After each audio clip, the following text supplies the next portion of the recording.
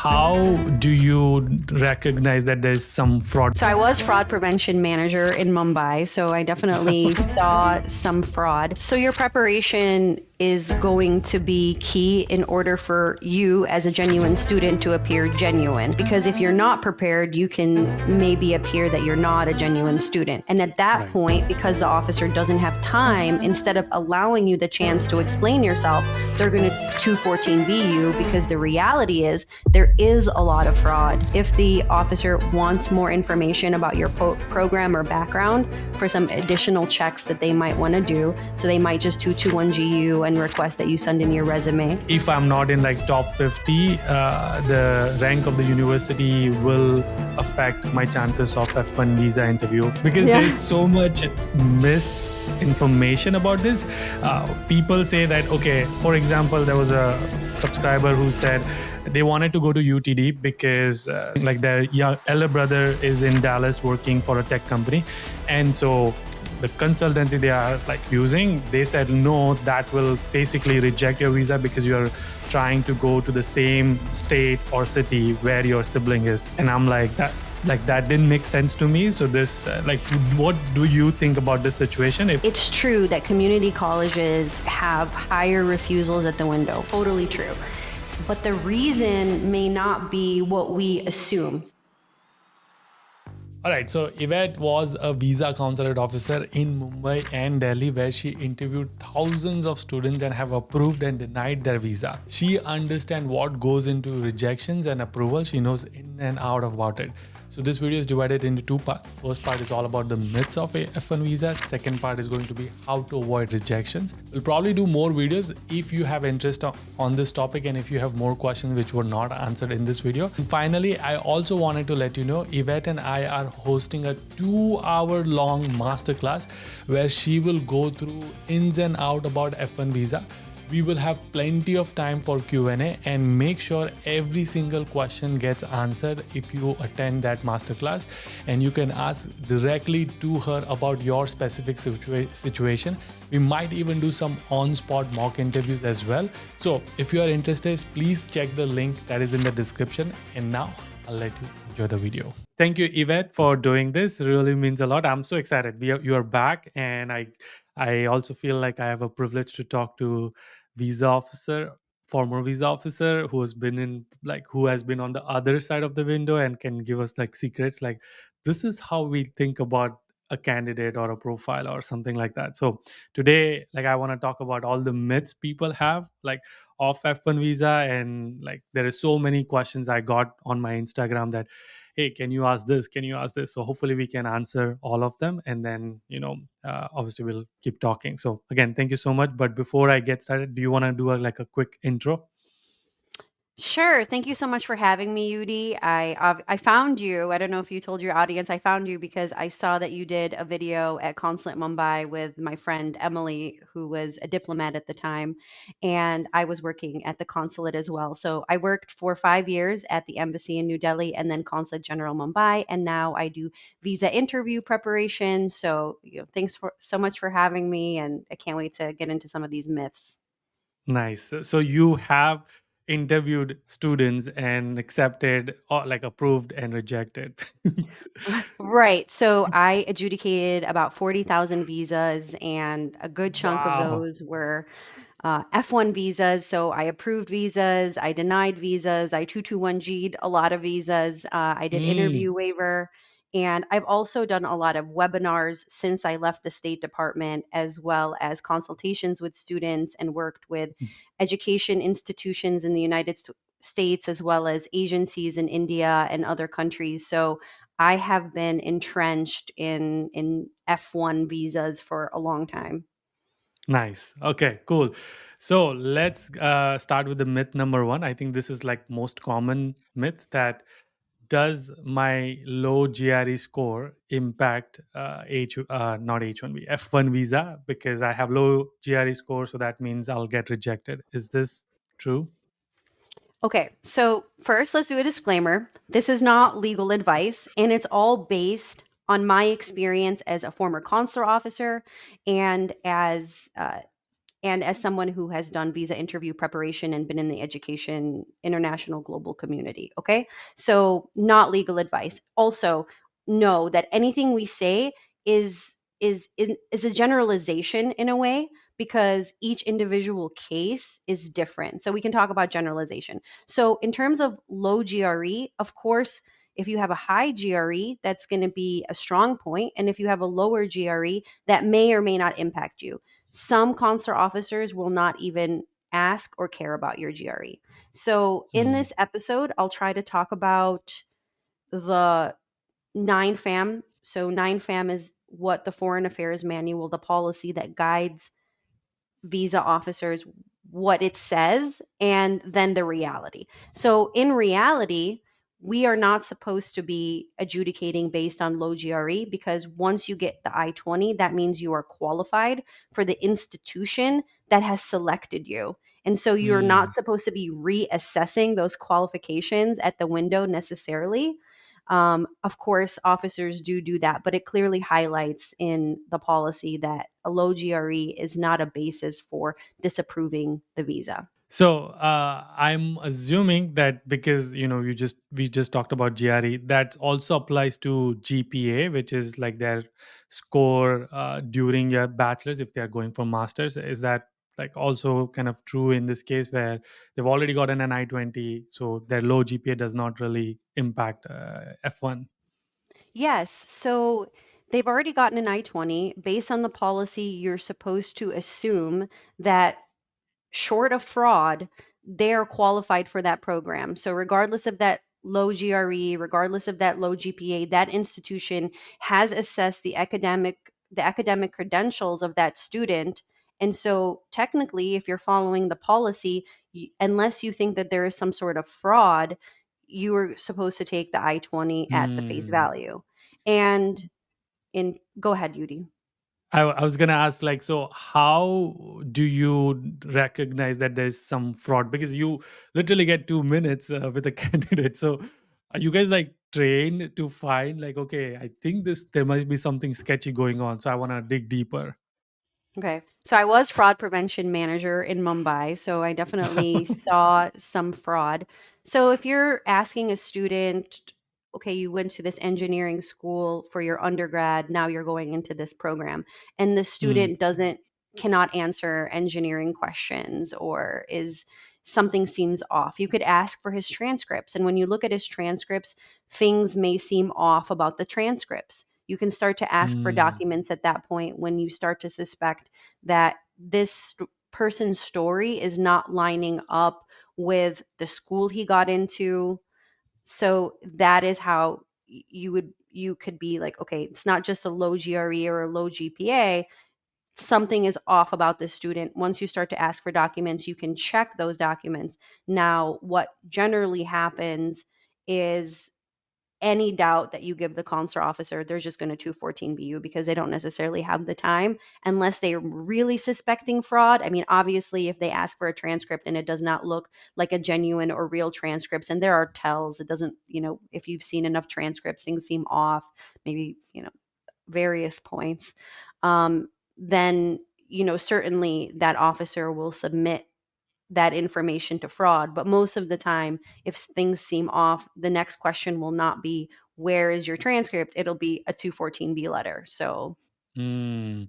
And so I think sorry, I know we're gonna cover myths, but I think I want to hone in this point that so the real thing comes into is like your preparation or like how you answer things, because you could be really nervous when they're asking and then they might say like, okay, there's something off, like why, and that's where it could get into like this digging in more.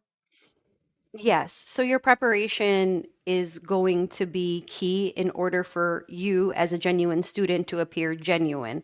Because if you're not prepared, you can maybe appear that you're not a genuine student. And at that Right. point, because the officer doesn't have time, instead of allowing you the chance to explain yourself, they're going to 214B you, because the reality is there is a lot of fraud and there are a lot of people who are not genuine Mm, in their intentions mm, at the visa window.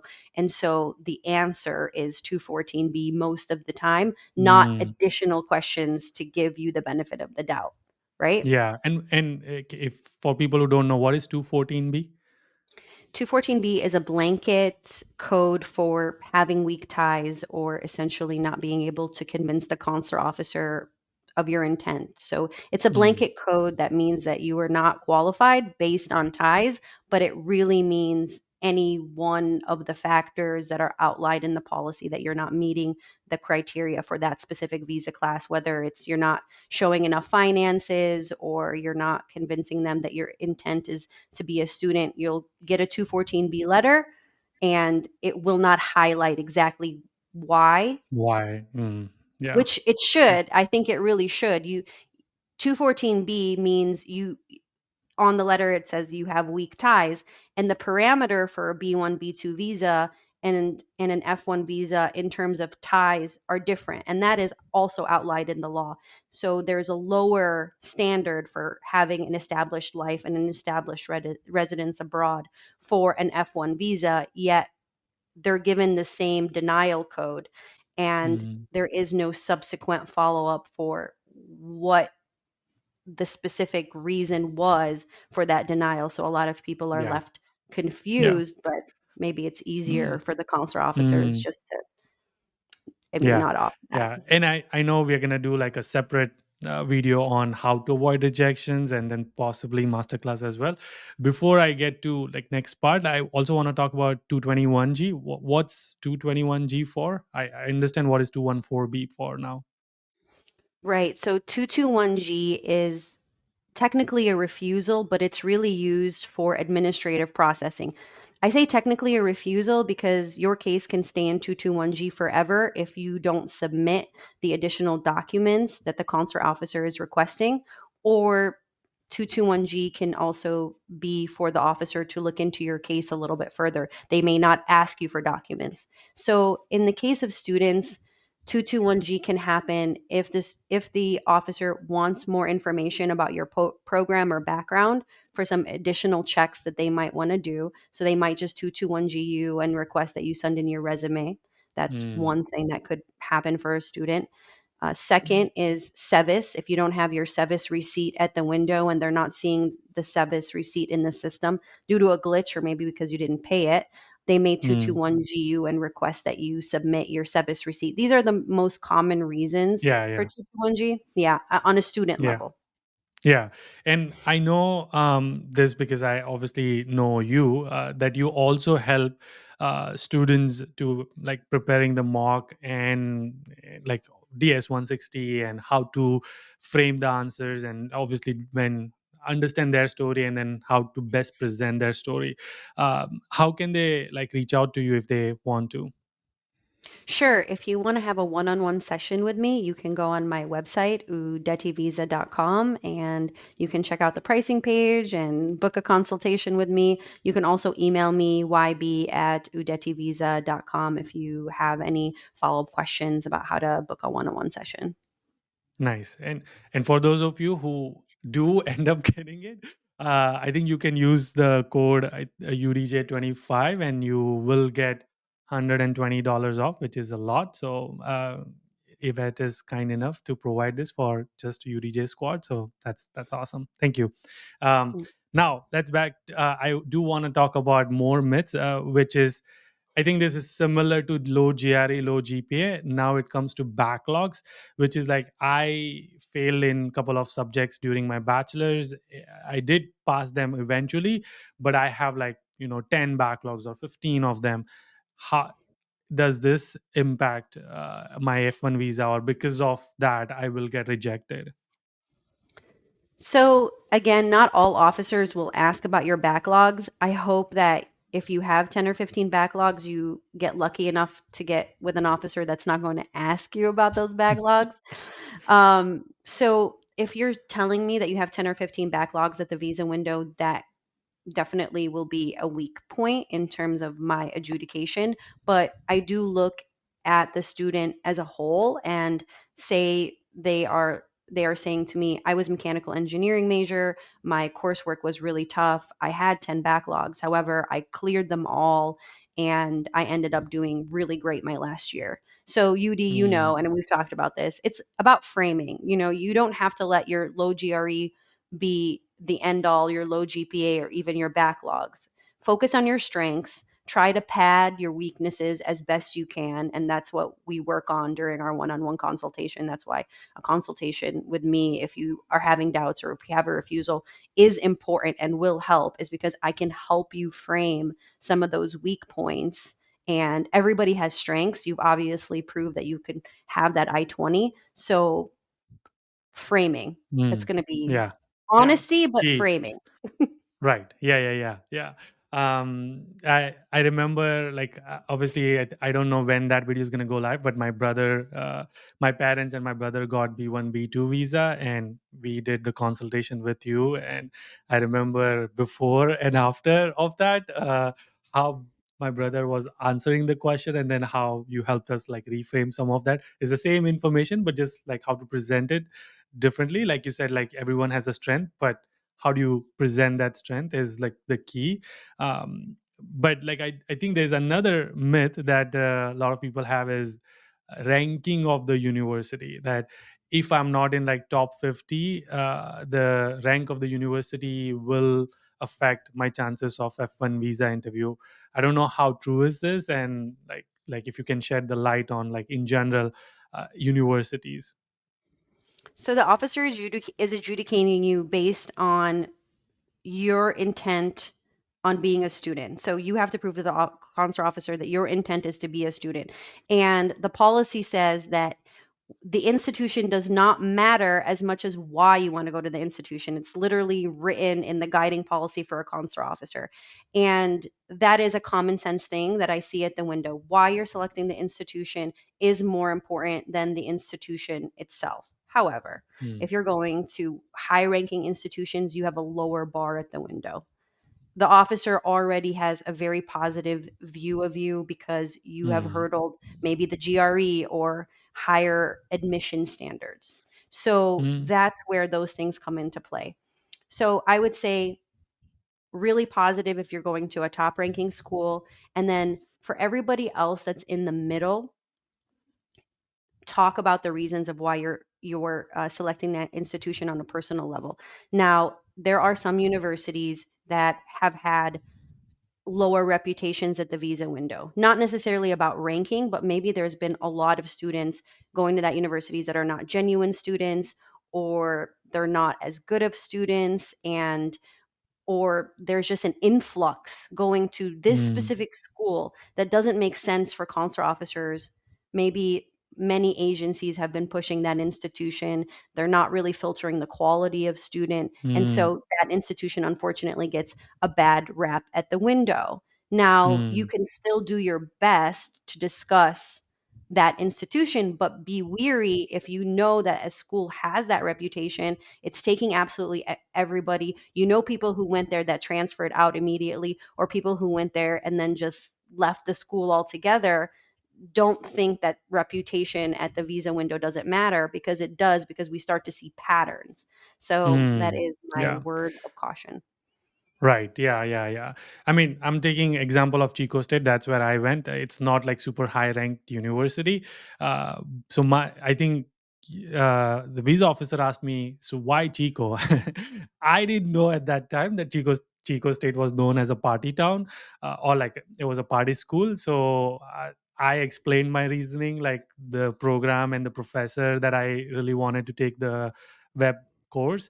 And so he's like, oh, so you're telling me you're not going for parties? So he was like, in that he knew about the university. And I was like, yeah, I was very like, I was stumped at that time. Like, why is he talking about party? Because I didn't even know that it was known as a party school. So, so they do have like, so visa officers do have some understanding of the universities, but that does not mean if it's not like super known university that just like they're gonna reject you just based on that.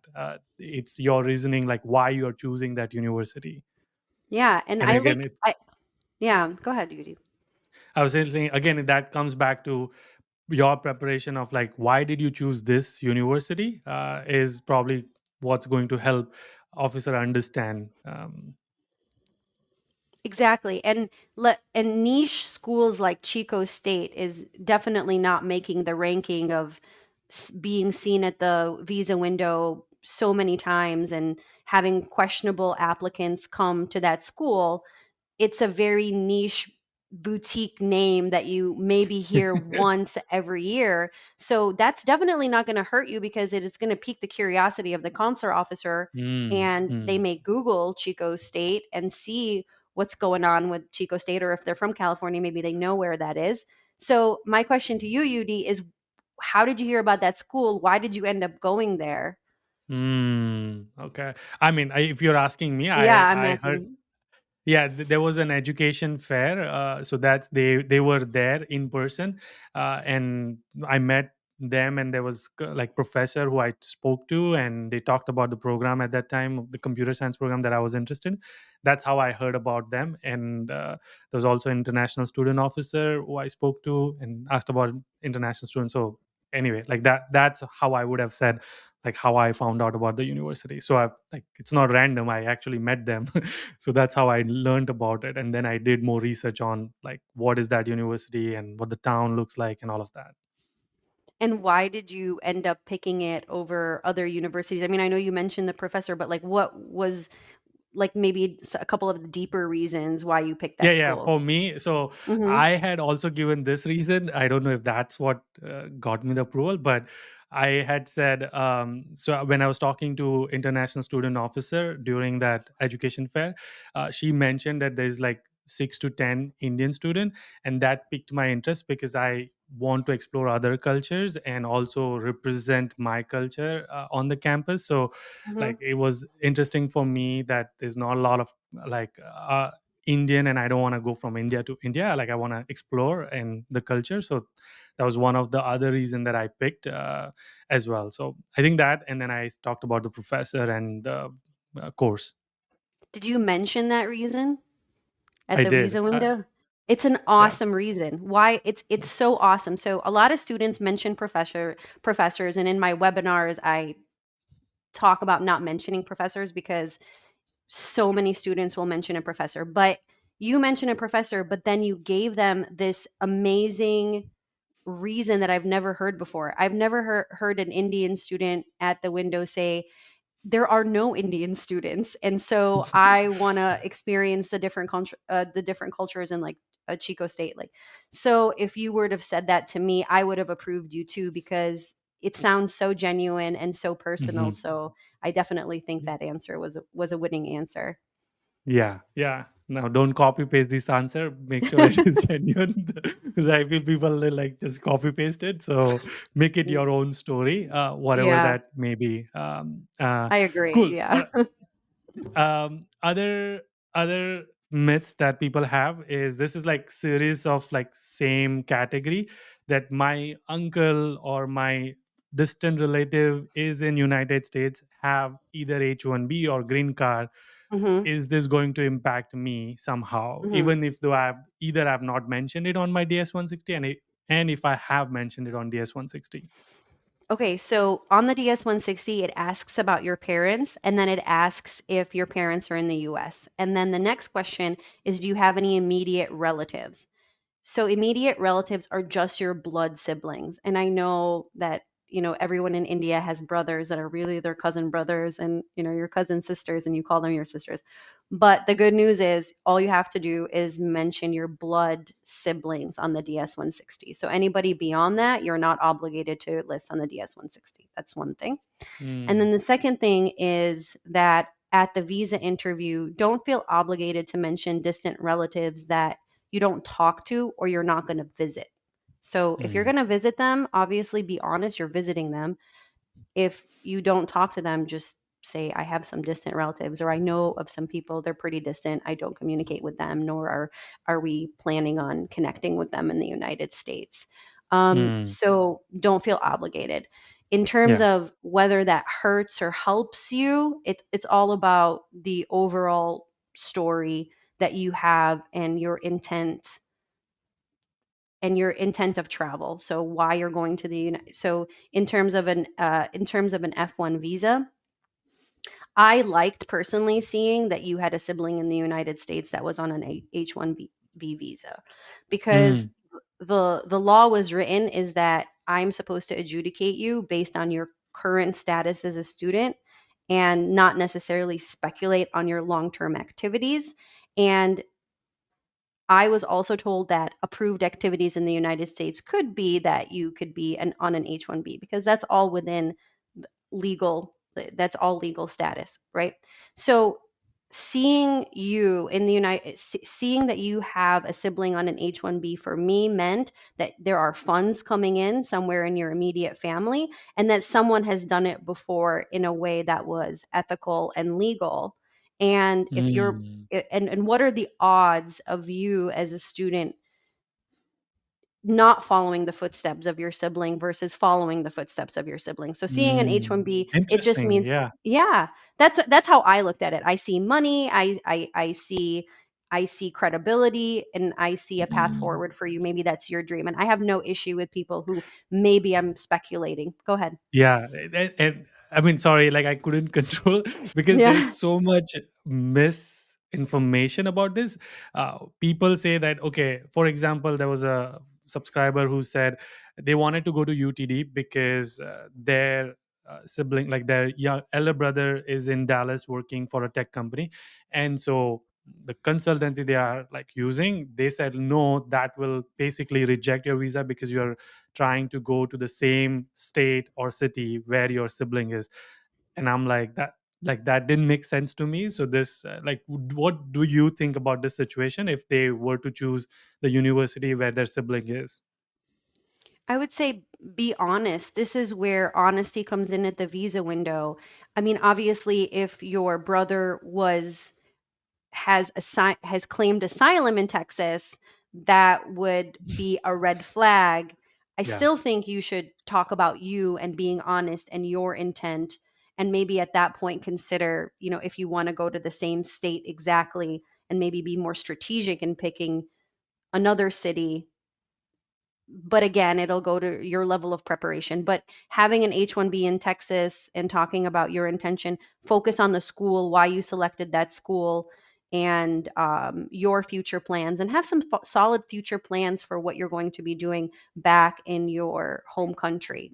Every student should have that, because OPT, CPT, and an H-1B is not guaranteed. So sorry, long answer. My point is you can be honest, and I think that the consular officers, it's there's no hard and fast rules. It's all based on your presentation of Mm. of the scenario, if that makes Yeah, sense. and similarly, if their brother or their parents, which would be weird, I don't know if that even occurs, but they have green card, and would now does that change the story? Like if let's say if I have a green card and my brother is trying to come on F1 visa, maybe not the same city but different university, how does that look like? Does that mean like you have an immigrant intent, or like how does that?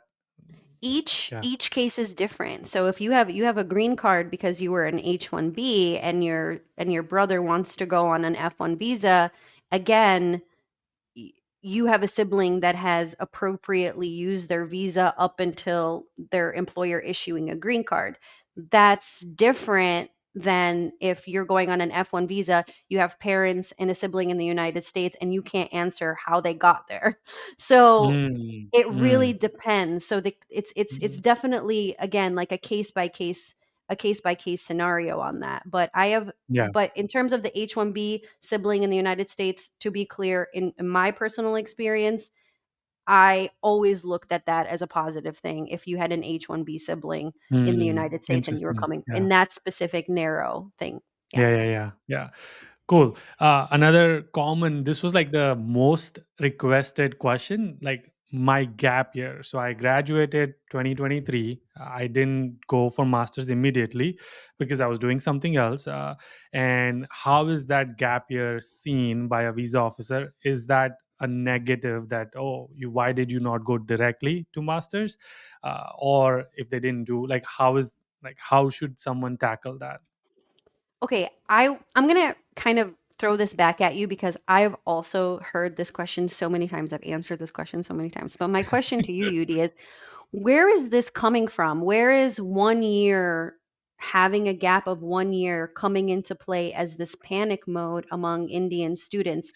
Do Right. you, So yeah. yeah. So 2023 last year, like the recession was super high, so people are like scared. They don't want to come right now. So I'm like, I'm gonna defer it to 2024, and meantime, maybe I'll do like internship, some research, something.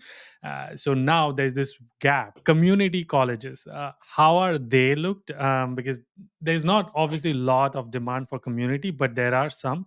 So are they seen again, like what's the perception, like if you are doing a going to community college and then potentially going to do bachelor's?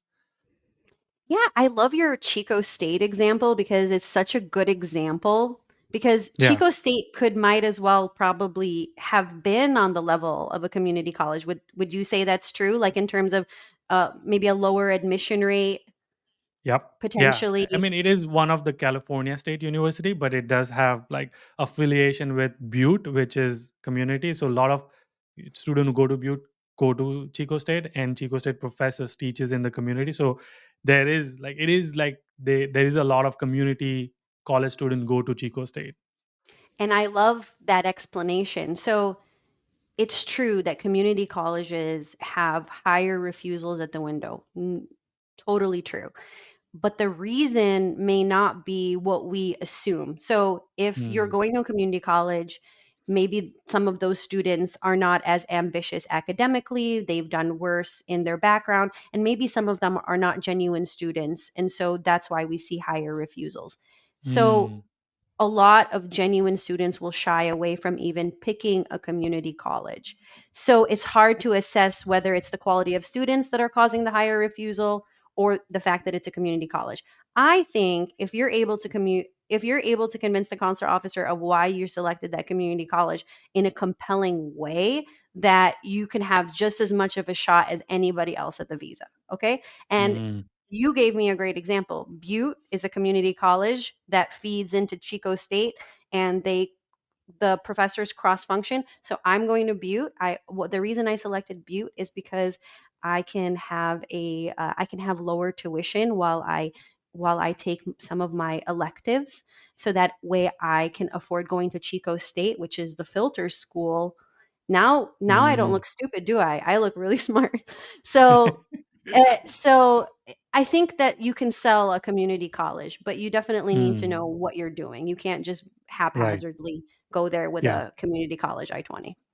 Yeah. Yeah. Cool. Okay.